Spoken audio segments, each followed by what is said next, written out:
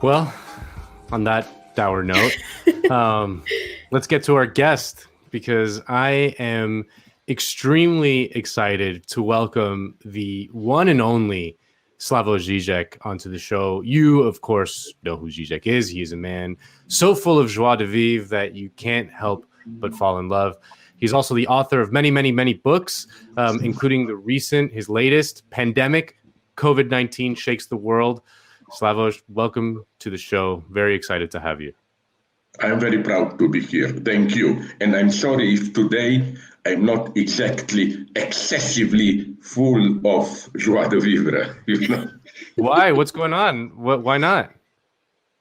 Well, as I wrote, and I still stick to that metaphor, some people thought I am crazy, that the pandemic is Kill Bill-like hit to capitalism. No, I still think that now with the second wave and with what will follow, it is becoming more and more clear that what I provocatively call communism, some kind of socialization of health care, of our care for environment, of our economy, and so on, will prove necessary.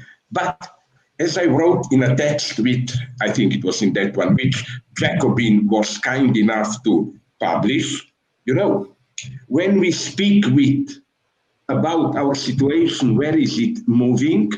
I think the crucial term is a deeply dialectical notion of Marx, which is tendency, tendential law. Like Marx speak about the tendential law for the fall of rate of profit. But as Marx added, this is a tendency which can cause counter gesture, a counter movement, so the result is not predestined.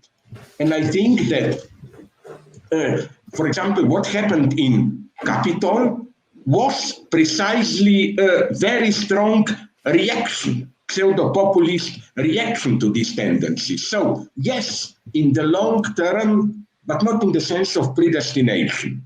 It moves in our direction, the situation. But many things can happen in between. There is no big capitalized historical necessity.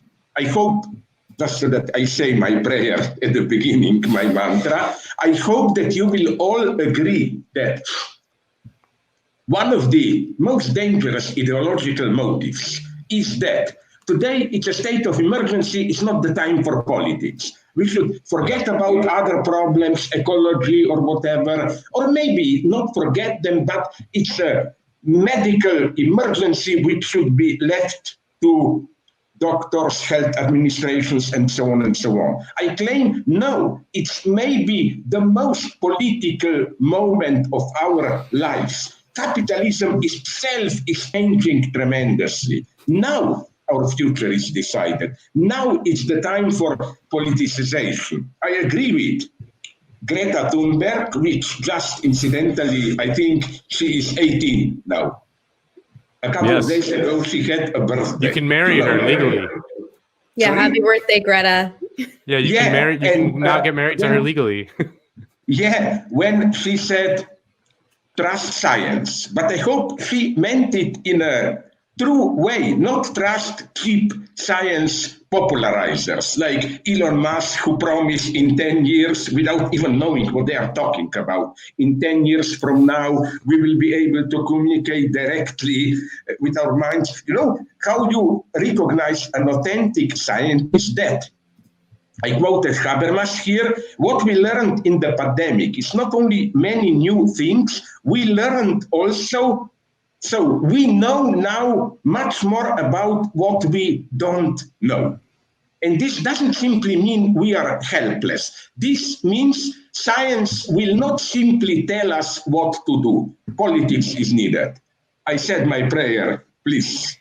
The scene is yours. Yeah, you know, I think that the United States often seizes on these moments that they call a state of exception. And we see that as a way that they deal with crises, whether they're manufactured or natural. That happened with 9/11. So they passed, you know, unprecedented laws criminalizing their own citizens, killing people abroad, because it was a state of exception, because there's no time to question. I think the same thing is happening here. I think the same thing will happen after the, riots in the Capitol. I was wondering if you can talk about your vision, which is about a new communism, a new global communism. And can you expand on what you wrote in your Jacobin article, which is called We Need a Socialist Reset, Not a Corporate Great Reset? Yes, but you see, I think you may disagree that already this term, the Great Reset, falls into what I was telling about this tendential law. It's a reaction of a obvious, everybody knows this, obvious tendency that the situation is pushing us towards some kind of what I call communism. So this is, I think, the reaction of the big business, big capital. There are two main reactions. One is this corporate reaction. We retain formally our freedoms, but as isolated in our bubbles and so on, where already problems explode because, for the privileged few of us to live in our bubbles, millions of people have still to run around and so on. But the other reaction, and I wouldn't underestimate it, is what people often too easily dismiss as Trump's cognitive dissonance and so on. People who, and in a strange way, respect them is not the right word, just understand them, whatever.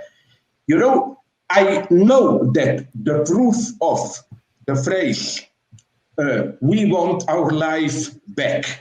Something was stolen from us and we want it back. Elections, our way of life, and so on.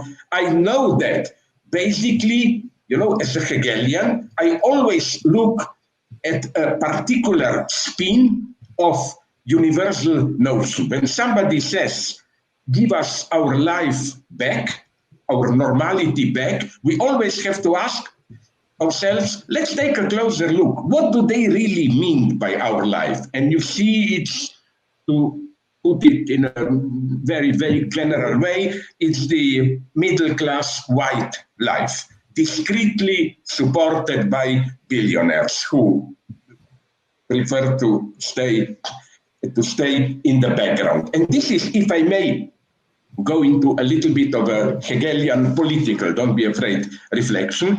This is how I understand, you see, the political use of Hegel's notion of concrete universality. If I say concrete universality, people react, oh, that madman Hegel who thought that universal idea generates all content out of itself. No. Let's talk. I'm sorry if some of you don't know it, but it's crucial today.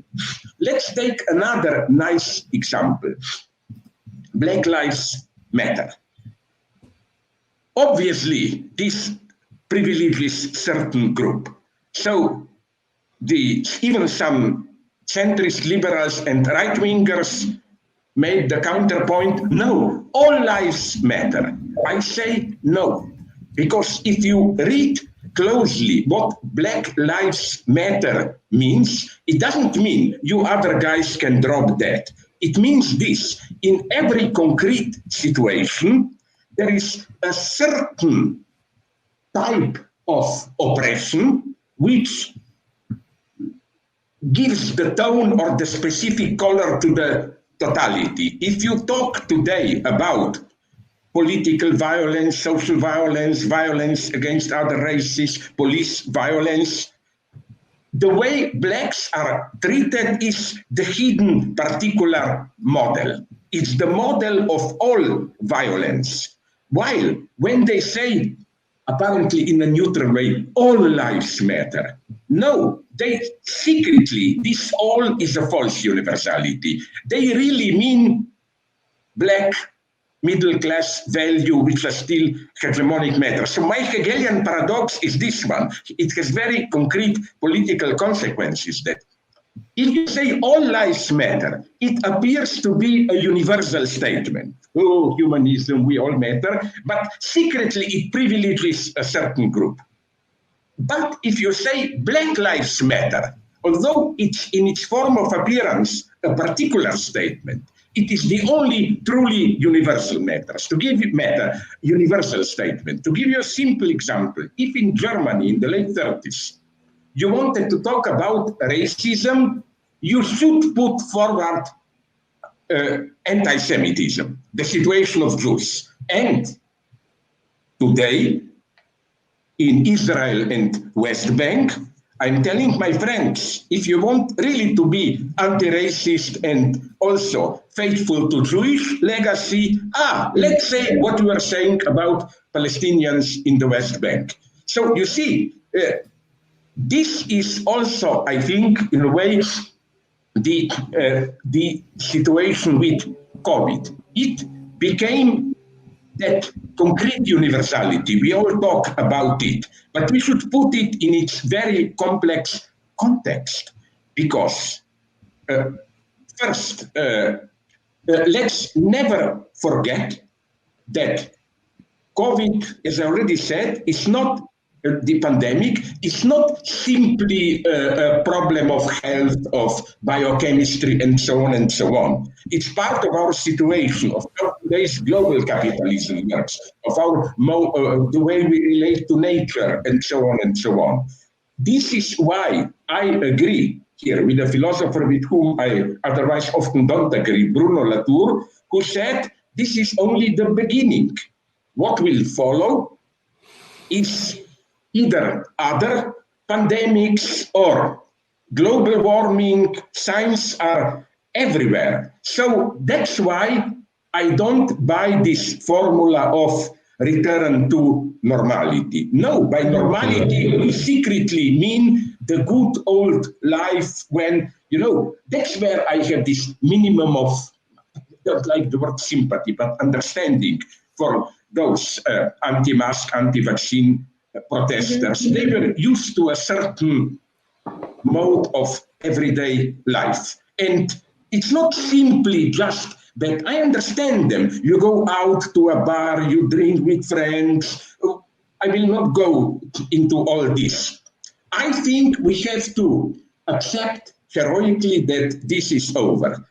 And now we are already in the middle of the political struggle of where all this will go. So to conclude with another repetition of myself, I like to repeat jokes if they are good. The best joke that I heard along these lines, it's not a joke, is in Chile when protests began in 2019, October. You know that their motto was wonderful one. Not we do a socialist revolution and everything will be okay, but another end of the world is possible. Not the one that the media, and this should be our motto today. Yes, a certain way of life is over, but let's not accept the alternative that is offered to us, either total digital and social control, or on the other side, this false of Trump populist false denial. Because the logic of Trump and his followers is clear, is relatively clear here. You pretend to speak about, let's cut, of course, the bullshit, simply about these middle classes who feel threatened.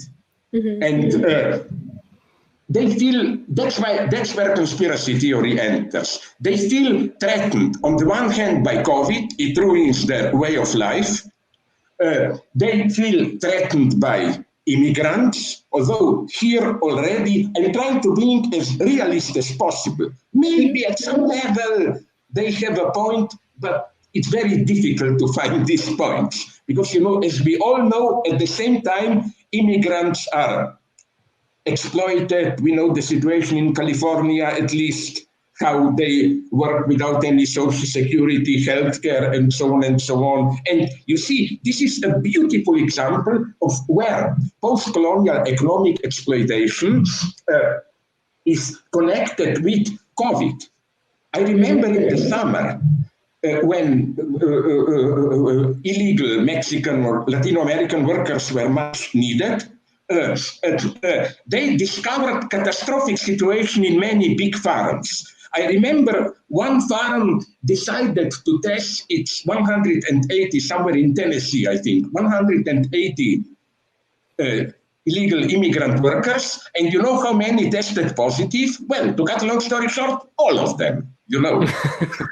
So you see, this already is a connection. So the way the enemy is attacking today is to forcing us into what Hegel would have called abstract thinking. Now it's the time for COVID. No, COVID is inherently part of a much more complex situation where COVID is obviously linked to protests against injustice, to ecological crisis, and so on and so on. But again, now I'm finally, my God, I need a dominatrix. I need a woman to do me stop talking.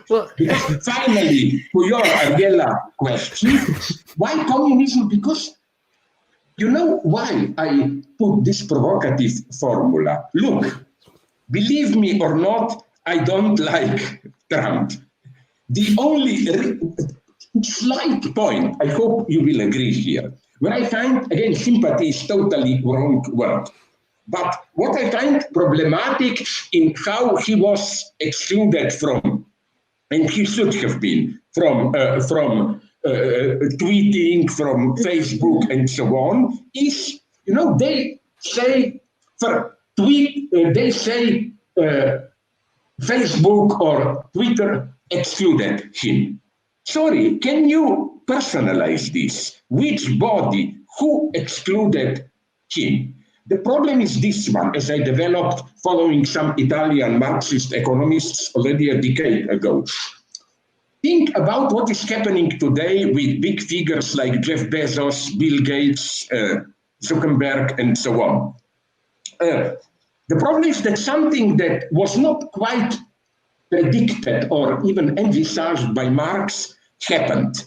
Let's take, my old example, Bill Gates. He is not exploiting his workers in any direct way. Maybe. So I hear he's even paying them relatively well. His wealth comes not from profit, but from rent.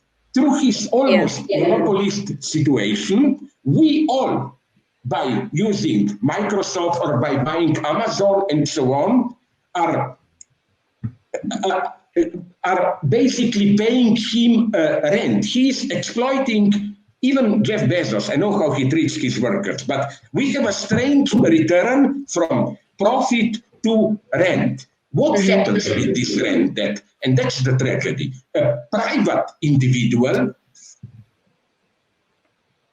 or maybe many of them, doesn't matter, privatizes something that Marx called commons, which is ours. Like, if you want to communicate, you need Facebook or whatever, or you use Windows and so on. If you want to buy books, Amazon is incredible. For my type of book, social theory, I was told they cover more than 60% of the sales. If they decide, they can ruin or make a hit of a book. So what I'm saying is that you see, this is one situation when society has to take control. Today is the poor Trump. He fully deserved it. But don't you agree that since de facto, even if they deny it, Facebook and so on, Twitter are not simply private companies. They're private companies which own part of our social space. And that's what horrified me when they say, again, sorry, I'm repeating myself, Facebook excluded. Sorry, who excluded him? Do they have some ethical committee or whatever? You know? Yeah, so, they have. Well, it's not just that they own part of our social space. They actively try to undermine public space in every other sphere where it would be democratically available. And so you see with like protest happens in the public sphere. We are lacking that, right? Socially, we're alienated in multiple meanings of the word, but we really don't have a space to connect publicly. And it's been degraded over and over and over again. And these companies have a monopoly on social connection and public space. And then you see that where traditionally, public space was a political arena for many people, it's shifted to Facebook, it's shifted to Twitter. So because our normal political arena that was democratically available, like, a town square, right? Or even like a Lions Club or a community center, or even a mall in the 90s. Those were like our last public spaces. Now what we have is Twitter, Facebook, social media, and people are still fighting those political fights. Those are still spaces of this kind of feeling of democratic participation, but these firms have unprecedented tech authoritarian control over them. And, it's troubling to see like the rah, rah, rah, like cheering it on, because at the same time that we need to be, potentially nationalizing these companies, we need to be fighting for like real public space and places to connect physically, socially. I cannot agree more with you, because now I will go to, I am also, believe it or not just a madman, but also an ordinary man. And as part of my bourgeois identity, I like to go to this old-fashioned public spaces like a crowded street with small bookstores, cafeterias, and so on. And maybe some of you know it in Santa Monica, south of LA. There was, I think it was the third or the fourth street from the ocean, which was such an incredibly lively place, cafeterias, a couple of bookstores, and so on. Now it's all privatized, it's malls. And never forget, malls, shopping malls are a pseudo-public space. They are not really a public space, they are privately controlled. Yeah. Some malls directly, for example, prohibit people who look homeless or too poor to enter, and so on and so on. And this, I think, is but a tendency that we have to fight. Why? Because at the same time, as we know, all this media, internet as such, especially, and so on, SMS on iPhones, play a tremendous role in today's social organization, mobilization of us. I here agree with Julian Assange.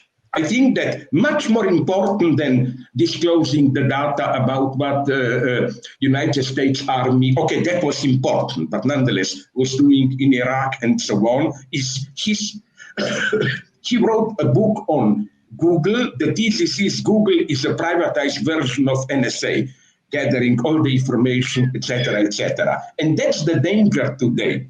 Like we who are talking today, we think we are just communicating in a public space. No, we are already controlled. And that's my answer. I hope you will agree against those who claim that Assange is unilateral. Why does he focus only on the United States? Why not more on China, Russia, and so on? Well, I agree. I don't defend Putin. I know some of my friends were arrested for, that's the beautiful paradox, for acting in a Marxist way and trying to organize workers around Beijing.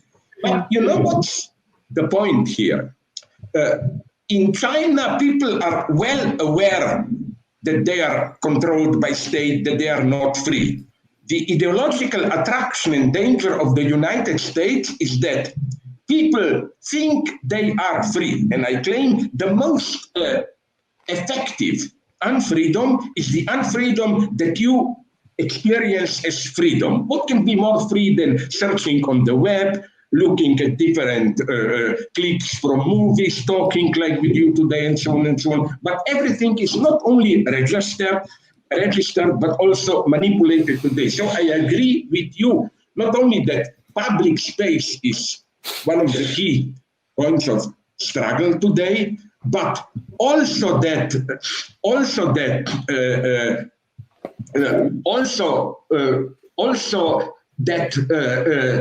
like public space is never neutral. You know, I'm not laughing. And you know what is my next what is my model of how in a non-racist way you should proceed? You know that in Haiti, okay, they got stuck in problems after Toussaint Louverture. I'm talking about Haiti Revolution, where it was an incredible event. My thesis is that French Revolution became really a world historical event only through its repetition in Haiti.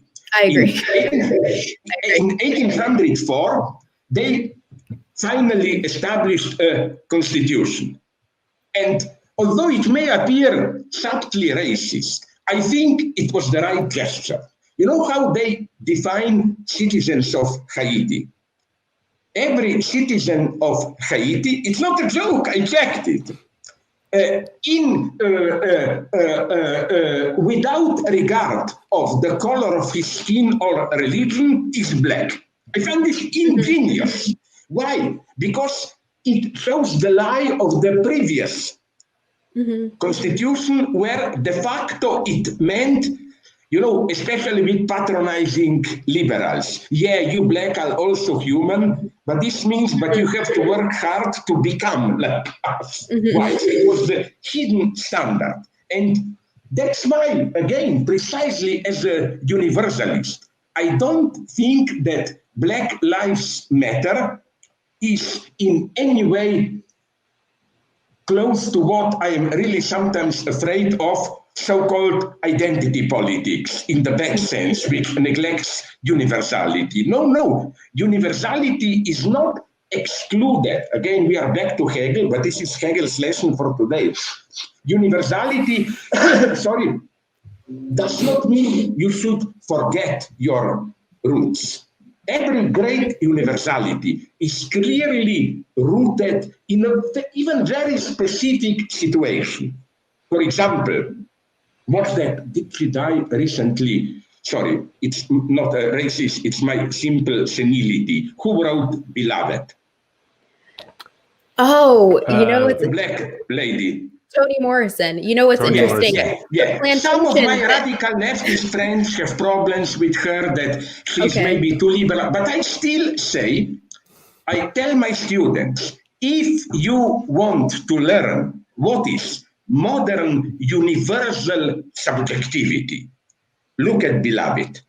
That in that gesture, preferring to expose to death, kill her daughter, or I think, just to avoid slavery and so on, she acts as a universal subject. So you see, this is Hegel's lesson. And this should be our, who try to be honest, white, anti-racists to blacks. It's not that you have to make a choice between being truly universal and still sticking to your identity. No, because if our white universal identity excludes your black particular identity, this means it's in another way also particular, even if it appears universal.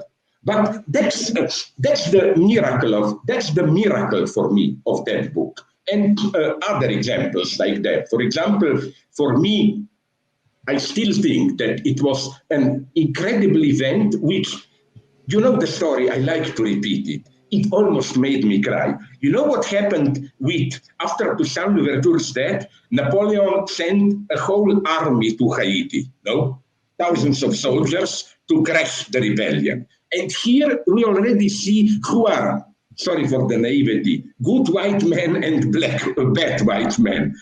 My God, you see my racist slip. I want you to say black white men. What I'm saying is that Napoleon was horrible there. He said that the case of Haiti, where blacks took power, is so dangerous that not only the revolution have to be defeated, but all have to be killed and new slaves brought. While in contrast to them, the Jacobins received them, the delegation from Haiti years before, and said openly, they are no less French citizens than ourselves, and so. But now the moment of beauty. You know why Napoleon's army lost? You know the story. It makes me cry. It's beautiful. When Napoleon's army was approaching the black army, you know that there were many, Napoleon used them as this secondary force, many Polish soldiers. And they heard certain sounds from the black camp. And they thought, oh, it must be some primitive African tribal songs, whatever. And when they come closer, they discovered the black army. They were singing Marseillaise. And then the Polish army, in Napoleon's army, the Polish soldiers said, wait a minute, are we here on the right side? No, and they changed sides. This is why, even if, unfortunately, in 805-6, I don't know when, things went a little bit wrong, and they decided to kill all white people in Haiti, they explicitly exempted the Poles. You know, so you see how I don't agree when some people criticized me for, but still Marseillaise was a model here. Yes, but it was a model fully appropriated by the black, in the sense that I claim black slaves there have more right to sing Marseillaise than the white soldiers sent there by Napoleon. And if you apply just this criterion, okay, how do you stand towards Haiti? Even today, you know, they're still paying the price for that. Even today, it remains the problematic point. Like the big hero of American liberal left, Thomas Jefferson. That was his. He says to Saint Louverture, that's a barbarian, a savage, no debate with him, and so on and so on. You know, so for me, and also that's also why I wonder. Let's go a little bit more into problematic waters. Oh, that's why I am not totally at ease with this topic of cultural appropriation as form of neo-colonialism. I see the tendency, and I support it. But listen, if we play this game to the end, then are not, in some sense, the original black slave music, or I don't know to what extent it's original, soul and all those religious gospel song.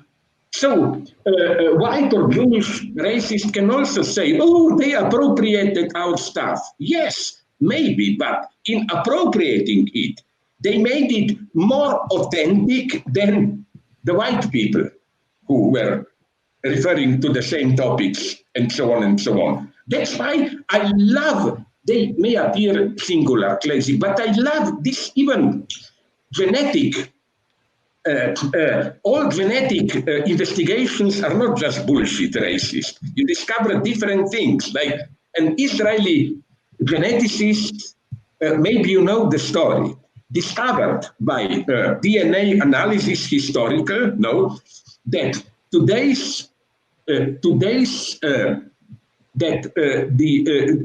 how genetically the Jews of that time of around Jesus Christ were much closer genetically to today's Palestinians than to today's Jews. These are exciting things for me. You know, this shows you how much of bullshit is said here. But nonetheless, I didn't forget about it. Your big question about white communism. I think that in some sense, that's why I find it so attractive. It's a horrible thing to say that today's situation is attractive, but fascinating, although tragic, that everybody has to accept that, at some level, economy has to be socialized. Look at the lowest of the lowest, Donald Trump. He had de facto to practice some kind of universal basic income. Okay, he did it in a cheating way. Much more money went to different big companies, institutions, but nonetheless, he had to accept this. People should not starve as a principle, and this should cover all independently of race and so on and so on. How he treated each other. So this is the first thing. The second thing, elements of socialization.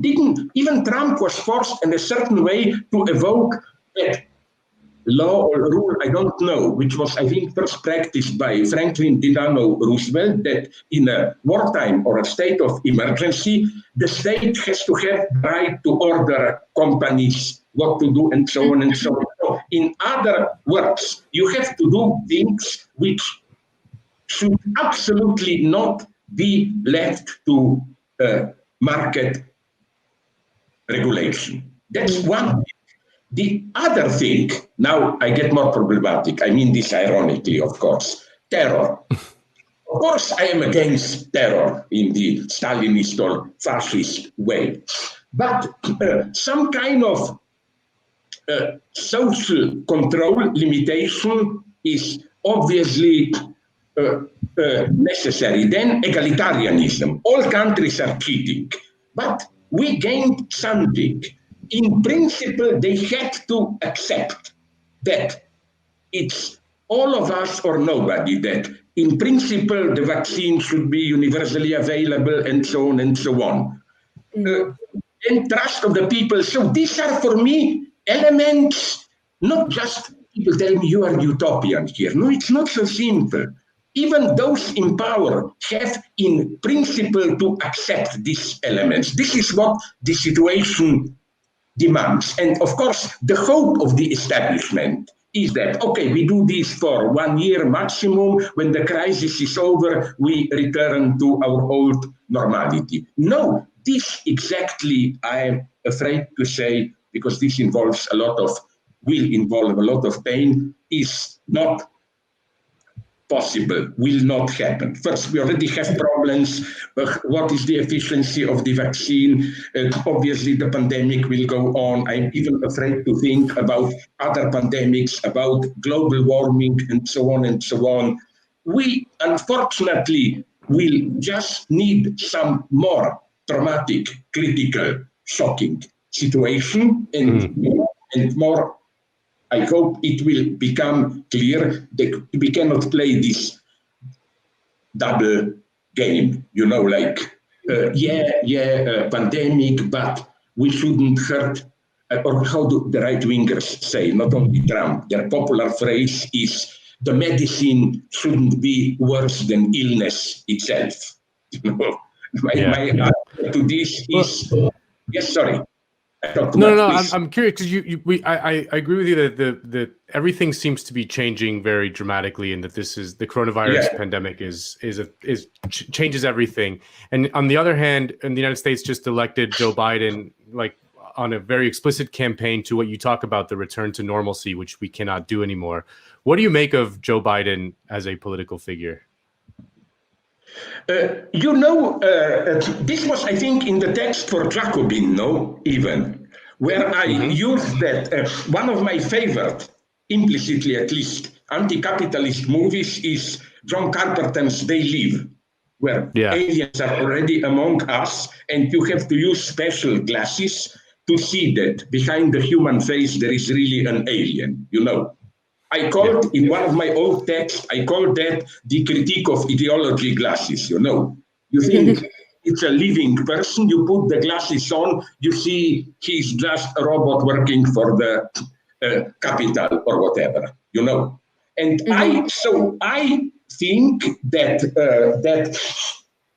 that's why I made that terrible statement 4 years ago, to which I still stick, but not in the sense, my God, that I support Trump. That let's be objective now. Trump is a disgusting nightmare and so on, but with him a certain rift, tension appeared in, to use the old-fashioned terms, the ruling class and even the ruling hegemonic ideology. And this is an opening for us. For me, in the long term, Biden is why a catastrophe, because he didn't take the basic lesson from Trump, which we, the left, should take. You remember that also when Trump was doing the presidential campaign, some so-called, under quotation marks, moderates in Republican Party said, but you are going too far. We should be careful not to lose the center. No, Trump, from his dirty interests, wisely went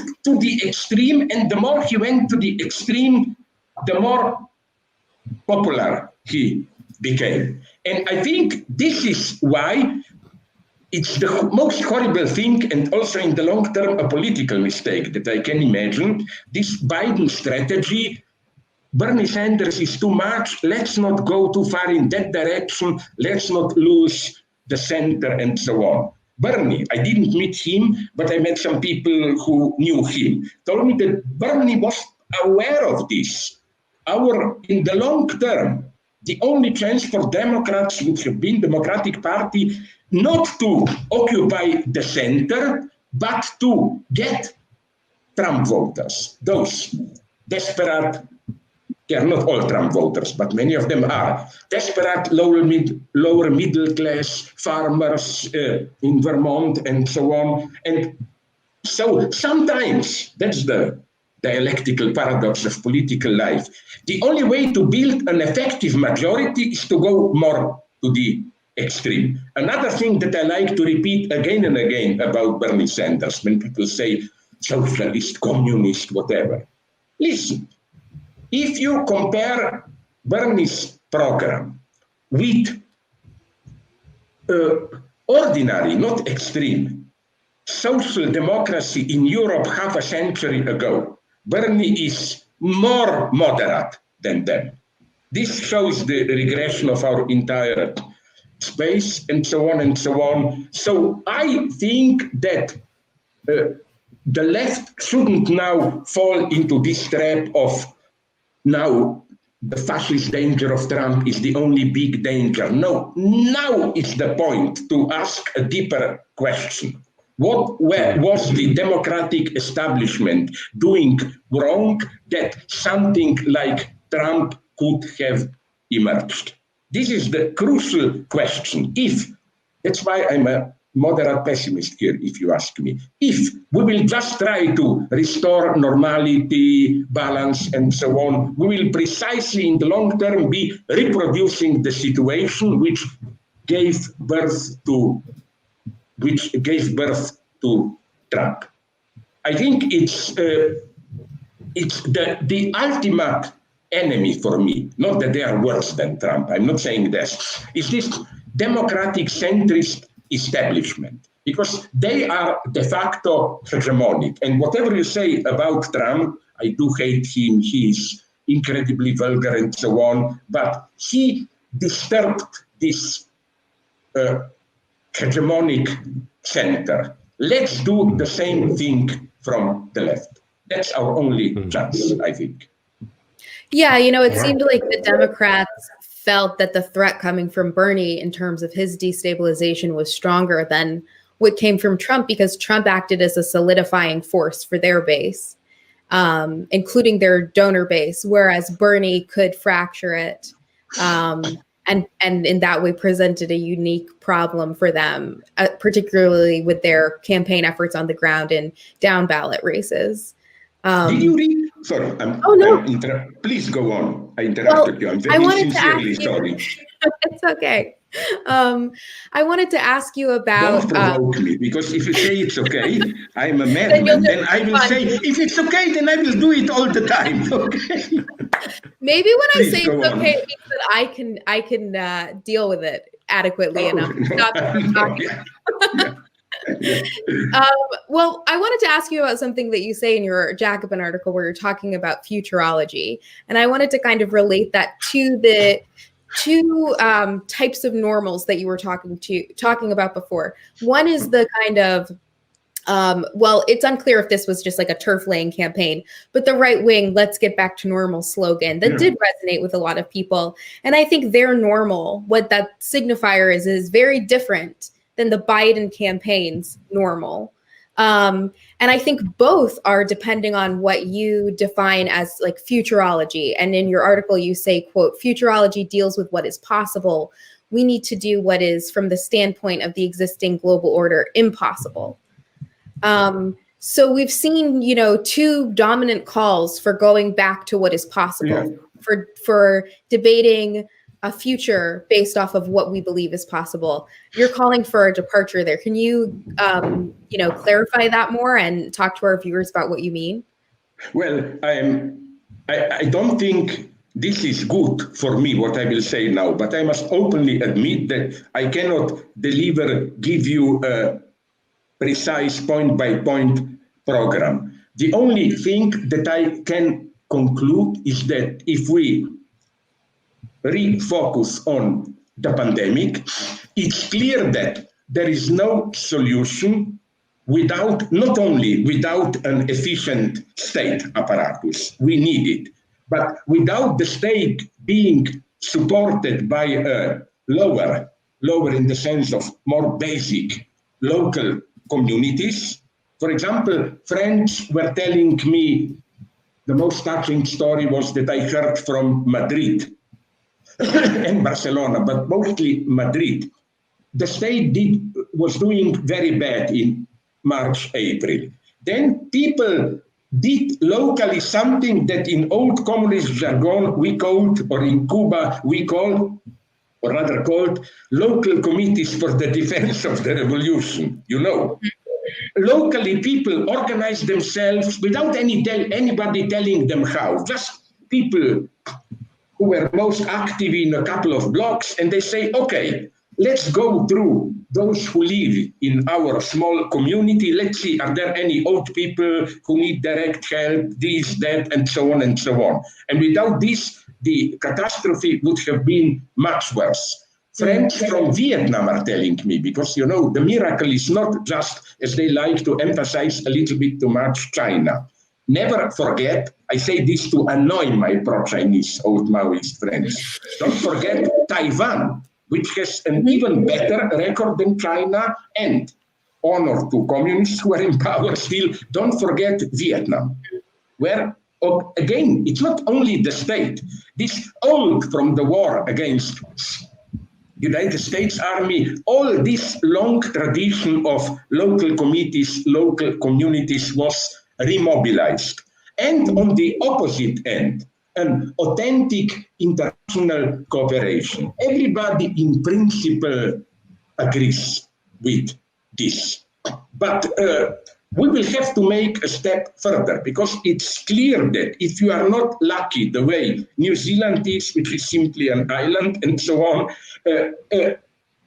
the only way is tight international cooperation. I don't believe, as some people accuse me, in directly passing to some kind of a global world government. No, if we do this with present political structures, admitted that it would have meant incredible global corruption, new forms of exploitation, and so on. But serious cooperation, for example, what World Health Organization is trying to do, it should get much stronger. We need a central agency, which at least gives us the proper statistic. We know so little how it happens. What is, even with numbers, these numbers don't mean a lot, that maybe we all read on Worldometer and so on and so on. Like, there are many countries which report as death from COVID more people than the numbers say, because Belgium, it's not as bad as it appears. They have this rule. If you die for whatever reason, if you had COVID, it's counted as COVID death. Then there are other countries like Turkey, I hear from my friends, and I hear also about Russia, where they try to keep the numbers of death low by recategorizing it, like many COVID cases are simply counted as other lung diseases and so on and so on. So we need this type of global cooperation, not just for pandemic, but for global warming. Look, an old story, I repeat it all the time, I will repeat it again. You remember, you are younger than me, but not so young. Do you remember the Fukushima accident? Yes. Yeah. A friend of mine, a very good futurologist, but in a good sense of catastrophes, was there, Jean-Pierre Dupuy, was there 2 days after, and learned that, that for 1 day almost, the Japanese government was in total panic because it looked that the entire Tokyo area, 30 million people, would have to be evacuated. Where in a rational order of global cooperation, it's clear you have to make some deal with Russia because now, again, because of global warming, you have vast territories in northeastern Siberia, which can be. But in today's situation, the only solution would have been war or whatever. The same they did it in history. When some people were not able to continue living where they were living, they left, and they left, and then it was war. Either they won, killing the others, or not, and so on and so on. So what I'm saying is that today, with chemical weapons, nuclear weapons, and all that, the old way would lead to a global catastrophe sooner or later. So the only choice we have here is what I call the Zardoz. Did you see the old, was it Sean Connery or which movie? And there is the new one, I always forget the title, with Matt Damon, I think, where the elite lives on a... Elysium. Oh, yeah. Elysium, yes. So it's either Elysium or global cooperation, if you ask me. It's clear that this is a choice. And when people tell me you are a utopian, I tell them, wait a minute. Already those in power, look at them, what they are doing. They are acting in such a way that it's clear that they don't believe their own predictions. Like the most obscene thing I found is, and in a strange way, this fascinates me. Again, my petit bourgeois fascist tendencies. These reports about how in the abandoned wartime bunkers in the Rocky Mountains and so on, rich are building whole underground cities and so on. Yeah. Or, for example, my friends in New Zealand are telling me, that I looked at some of the pamphlets for the luxury bunkers because I have another job working for a wealthy author, and she received them, and they were wild. They are wild. They seem to have everything except a therapist. And when you think of living through global collapse in a bunker with a couple other people, maybe like that aspect of things might be the most important. But they're like, no, big screen TV, heated pool, place for your dog. It's unbelievable. This is for me an obscenity, and here this awakens my worst, I admit it, Stalinist instinct. Like, for example, I will say, not for the new nomenclatura, but somehow I would prohibit this. They did one step towards this very wisely, although I don't idealize them, but nonetheless, in New Zealand, they simply, so many billionaires were buying houses there that they simply had to stop it. This is what I call, what's the big Vancouver phenomenon. This central island, which is beautiful, upper middle class, the paradise of all of us, people who live there practically cannot afford to buy an apartment there, So, incidentally, what you mentioned about Twitter and so on, in my secret Stalinist dreams, I'm much worse than just controlling it socially. I don't know. I don't mean it quite seriously. It's my dream. But I would prohibit Twitter in my hardline communist regime. There's a lot of people are losing time there and so on. I wouldn't mind a kind of a secret police control. And if they find you using Twitter more than 1 hour per day, you have to do some work like cleaning toilets in the dirtiest hospital for 1 week, 10 hours per day. It's something is so wrong by it, although Chomsky often attacks me, But at that point, I agree with him. He was asked once, and he admitted it's not just censorship. Why doesn't he more often appear on big TV? All these different talk shows, no? And he says, because the rhythm is crazy, it's the tweeting rhythm, You have usually less than 1 minute, you are already interrupted and so on. You cannot even develop a line of thought.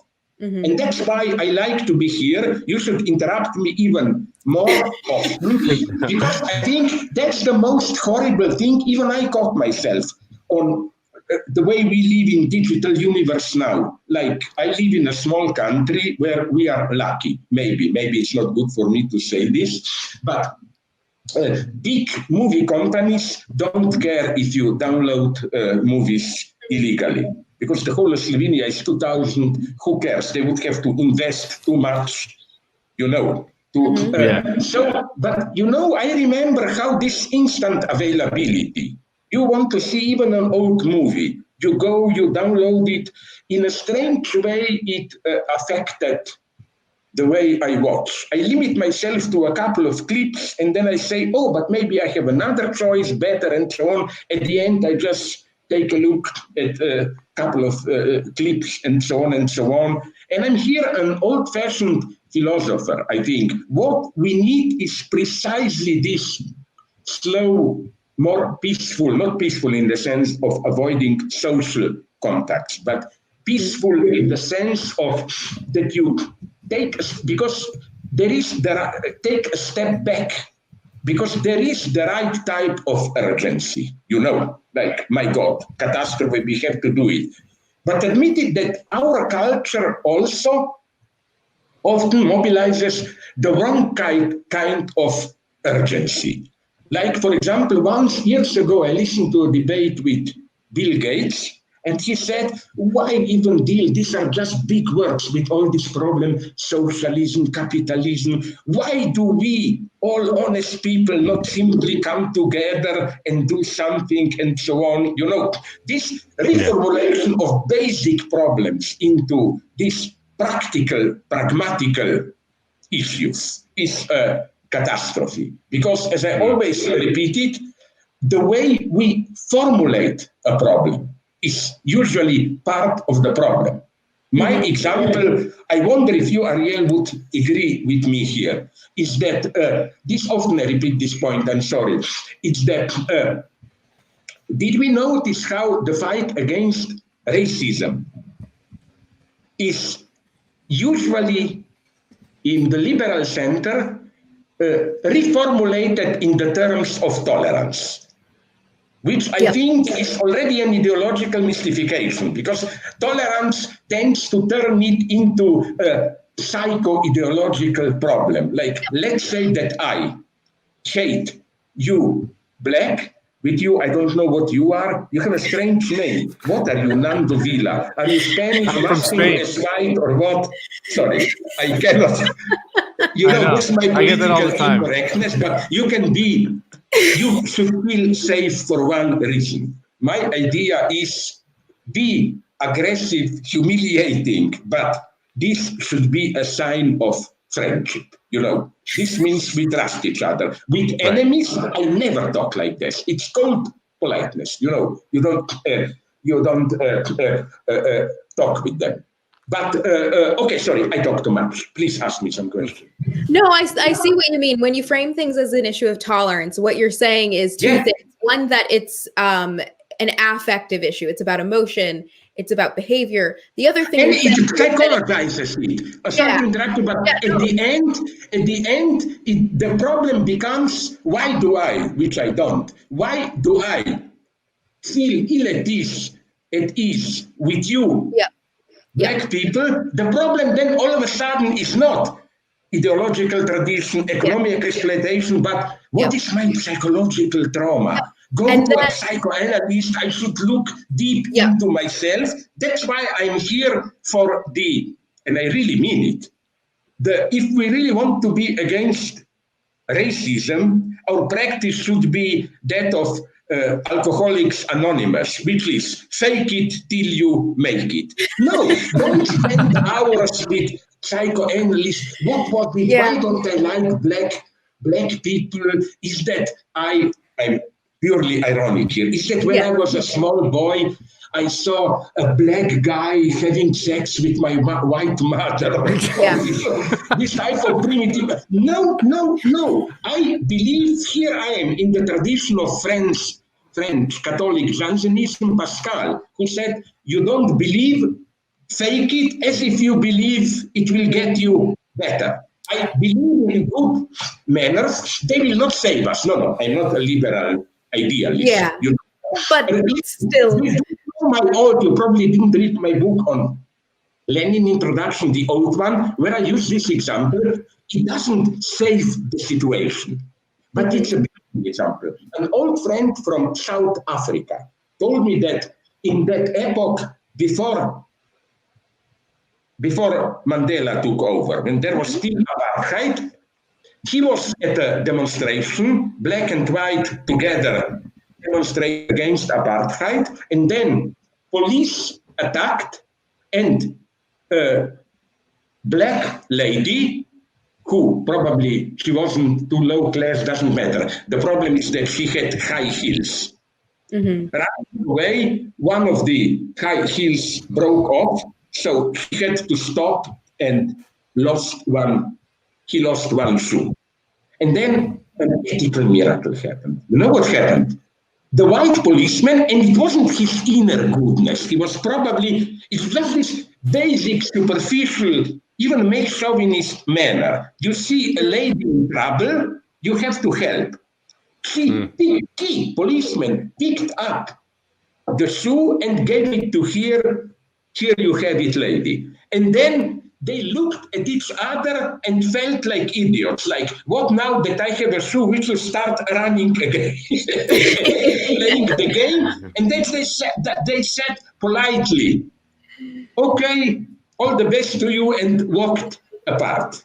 You know, even this works. I think that we know why. Because don't you agree that today, officially, apart from Trump people, nobody's directly, or nobody, okay, in the United States, 30% now, directly racist. But what I fear more are these liberal, polite racists. They are absolutely for the black, but then you ask them, they have no black friends. They feel unease.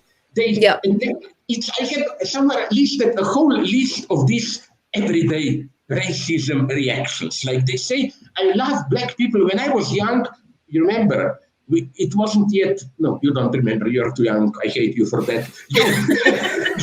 We didn't have these earphones, you had those boom boxes. I remember that. Yeah, really? My God, I thought the time was before you. Or are you super plastically operated or whatever? No, let's stop. No, I'm a robot. Put the glasses on. I'm not real. That's what they leave, and what I will see another Trump's daughter or what. Sorry, no, seriously. What I want to say is that this was one of the typical white people's reproaches. Just their music is too loud, or typical. They laugh too loudly, you know. This is, don't forget about the efficiency, of this absolutely ordinary everyday racism, which is not even a part of ideology in this strict sense of a system of theoretically grounded esoteric prejudices and all this, but it's just this everyday unease. Or in France, it was discovered that in subway in Paris, metro, they asked people why they avoid metro. And their point was, bad people, I have nothing against them, but they smell bad, and so on. You know, like this is, don't underestimate the efficiency of this. I think that the true, that's why, would you also agree with this? And especially this is for me the lesson of Black Lives Matter and so on, that the movement should go on. Like I'm, from my European perspective, I'm sick and tired of these great events. You remember 3 years ago, or when it was the big moment of Podemos in Spain.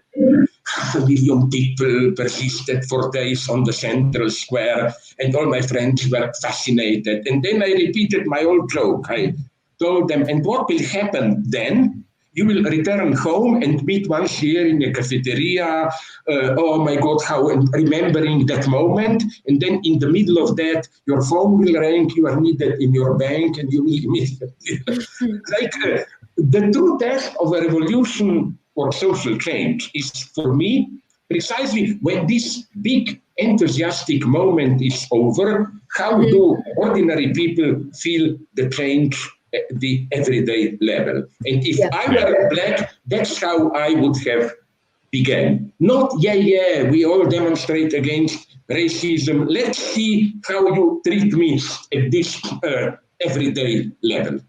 Yeah, unfortunately, it's been just completely subsumed into this liberal framework where it's exactly as you said, there's a discomfort and people are starting to think that their own personal comfort and discomfort are a political terrain, which in my opinion, they're not, but they do try to make inroads or say, I mean, I personally have I lived in Portland, Oregon, which is like the mecca of these people where they'd be like, oh, I love your natural hair. You're so exotic. You know, they're trying to do things to prove that they have access to the social capital of tolerance, but tolerance presupposes a fixed category. And part of the experience of being Black is that when you're in the fixed category, if someone's like into the fixed category or not into it, it doesn't matter because it denies you your humanity. You don't have any agency against the category they imagine they're being tolerant or intolerant of.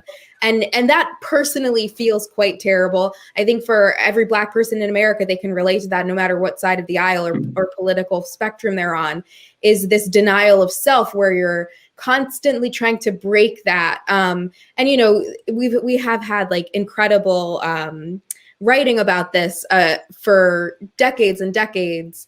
But I think what we're starting to see is because there's a political failure of the tolerance approach or of boutique multiculturalism or the liberal approach at race as bad feeling, people are starting to look at the political terrain. And I think that's one of the things that underpins the defund argument is like, what are the resources in a community and how do people actually gain access to them? Or what is the effect of violence or state violence or symbols of state violence? How does that change the way people interact and feel?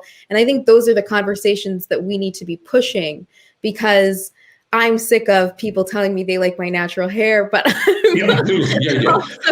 had a similar experience, and I think I did a wonderful thing.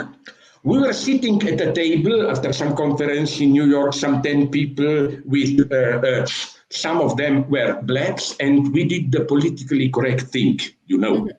Like we went to some Ethiopian restaurant, you know, like anti-Eurocentric. And then there was a Black guy, not totally Black, from Ethiopia there also, no? And I did something very risky. I said, I hate this shitty Ethiopian food. You know what the Ethiopian guy said? I also hate it. So you know what we went out to an old-fashioned hamburger place and enjoyed it and told them, you eat. Because, you know, this it's so important. That's for me the limit of tolerant identity politics. That's why white liberals like you, Black, to play your identity card. And here I see the opposition between that Haiti, all citizens are Black. Mm-hmm. No, they like you in your particularity, but what you should do is what they try to do in Haiti, to show how your particular identity, if taken seriously, implies a new form of universality. Yeah. Particularity, I say I'm all for particularity. But what this particular identity means in the terms of universality? You know, every particularity, like it's clear that this our way, they are stealing our way of life, what Trump protesters claim. They of course, they will not say we are racist, but if you ask them what their position implies, we are there. But I want to say something else. Did you notice this detail, which is totally insignificant, but I think it adds a symbolic meaning? You know that total idiot jerk, the guy in the Capitol who had a kind of a Viking. The QAnon shaman. The QAnon shaman. Yeah. But you know the joke. I know this because I admit another part of my proto-fascist tendency. I admired Nordic myth, Vikings. You know that these helmets with horns, they never existed. They are the early 19th century cultural invention of late Romanticism. Some people think it in some late Karl Maria Weber and early Richard Wagner's operas that they were first invented. So much about, whites who want to defend their tradition. Also, at another point, do you think this is too risky, what I will say now, but I think it's not. We radical leftists should not just be, with all my support for LGBT, and I mean it seriously, I precisely defined it why they are, as it were, the symptom of it all, they should be supported. But I think that we should do something else. The idea came to me with that unfortunate debate with Jordan Peterson, no? Yeah. And he has this idea, we lack firm values, postmodern historicism, relativism. Mm-hmm. My point is not to accept the debate the way the enemy formulates it. And then you defend, no, there is no common decency, we all have our manners. But to say, wait a minute, I agree with you, but why are you then for Trump? Don't you agree that if there ever was a cynical, relativist, historicist, without any stable values person, it's Donald Trump. Yeah. He is the true, in this critical sense, he is the true historicist, relativist. And if there is somebody who has, I know how problematic the term is. I use it as a provocation. If there is somebody who really deserves the name moral majority, simple decency, it's Bernie Sanders. Mm-hmm. So we should be afraid, not in any compromises, like, okay, we agree with you, white, decent people, we shouldn't too much care for the black people. No, to convince them that we who care for blacks, other races, feminism, we speak on behalf of common decency and so on. Yeah. This is important today because the first mistake of many leftists is to accept the terrain the way it is. Yeah. The way it's framed by the right.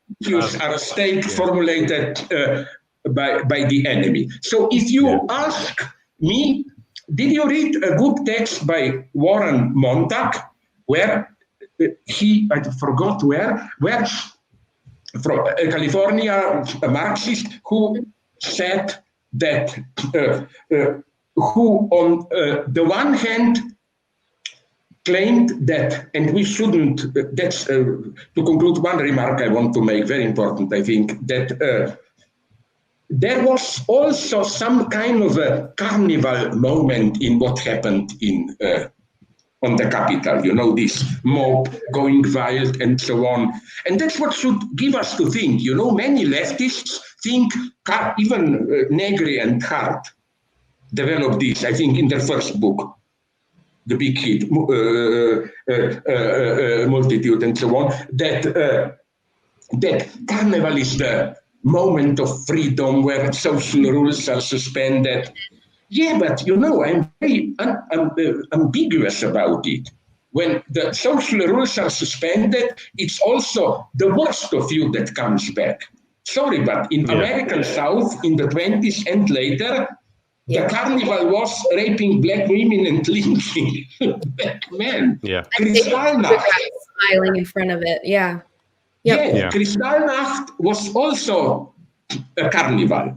And then But the structure of that, I mean, it's not without structure. It's not a space of freedom. It's just I totally agree with you. Now, at least, sorry.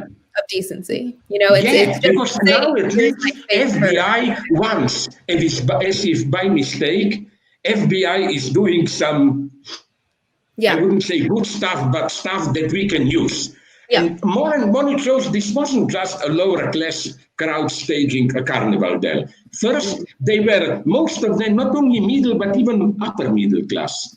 They even, I love these details. Do you know that they even flew mostly business class to Washington instead in expensive hotels there? And second thing, you can't sit with the pros when you're going to go take down the U.S. government. You've got to get that leg room. Yeah, but Warren Montag's problem is, of course, that even if Trump disappears, the movement, because according to some statistic estimates, you now have almost half the Republican Party, which means all in all about 30 million voters who agreed with the attack on the Capitol, who support violent action.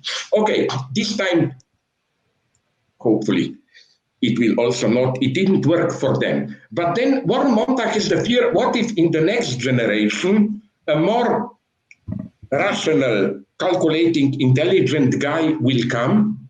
Yeah. Yes, but I just wouldn't use these terms, because remember that people say Trump is crazy, cognitively limited, denying things, but never forget that this was also the reason of his success, precisely this denialism and so on. So it's not so simple. I think that if you look at successful right-wing fascist leaders like Hitler, he was even more hysterical and so on than Trump in the public, but at the same time, he was more successful in getting the support of big industry and so on, all that. That's why the one, would you agree here? The one, and if I say this, I will immediately appear a sexist, I know, like a beautiful woman. The best reaction till now was AOC, who said, okay, till now for strategic reasons, short term, we supported Biden. Now the fight begins again, immediately against the Democratic establishment. And the big danger I see, would you agree with it or not, is that Biden will try to blackmail you, American left, by saying, but since our minority is now lower in the Congress, if we want to pass that measure, we should all join to defeat the Republicans and so on and so on. Yeah. No, here we should, the so-called democratic socialism, whatever we call them, we should take some risks now, because literally we stand for the future. Biden is, as I put it in another text, slightly provocatively, Trump with a human face.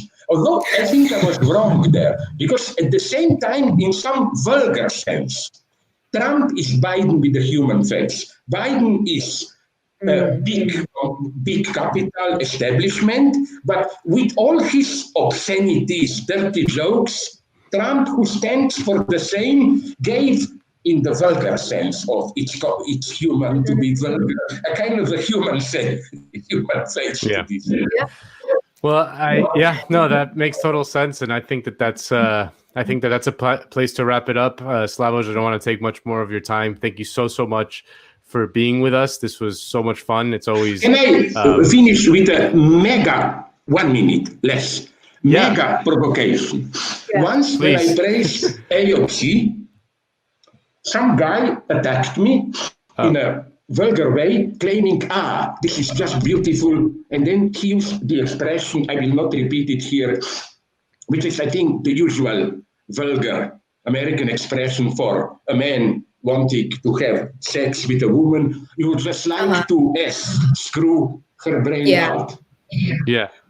Admit it or not, and especially to you, Alemancio, I think I gave a very good feminist answer.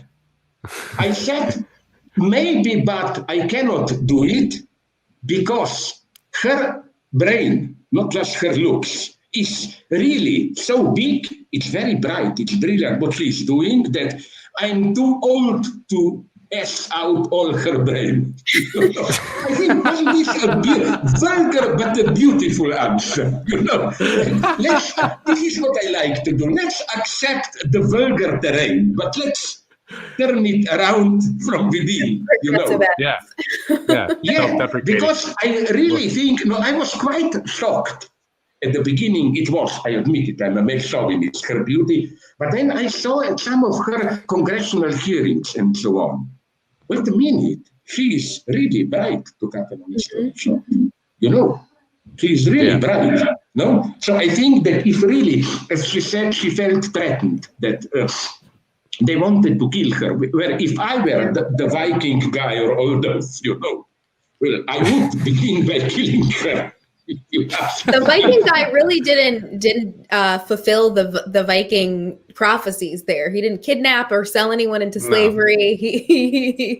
But I think is that nonetheless, I think it was meant more as a carnival, which doesn't mean that it's not serious. My formula here is I used it. Marx said first as a tragedy, then as a farce. But as already Herbert Marcuse said about Nazism, remember it began as a carnivalesque farce in the 20s in Germany. That the experience of fascism tells us first as a farce, then as a tragedy. You have the farce now, in spite of that. Basically, it was a carnival. But let's wait and see. Yeah, and that's where we're is this live? Yes, it is live. It's live. Oh my God! So you cannot do the Stalinist censorship. Okay, I asked you. I'm sorry that I don't smoke because of all that I've said here. Then I should have asked you send me cigarettes to prison. But I'm beyond that. I don't care. I'm really grateful. If you come back, we'll send you cigarettes. We'll also see if Jacobin can get a dominatrix to, enforce some of those question times. No, it's another thing that you need with me. Did you see, but I don't like it, it no longer works, James Bond movie Goldfinger? Yes. Remember the famous car with the red button? That you press the red button and the guy sitting next to you, the idea is he's having a gun that you controlled is thrown out, no? We'll ask Maybe next time when I go in these obscene topics, you need a red button. Put the red button for self-ejection. Thanks very much, really. Thank Thanks you. very much. Really appreciate it. Bye-bye. Bye-bye.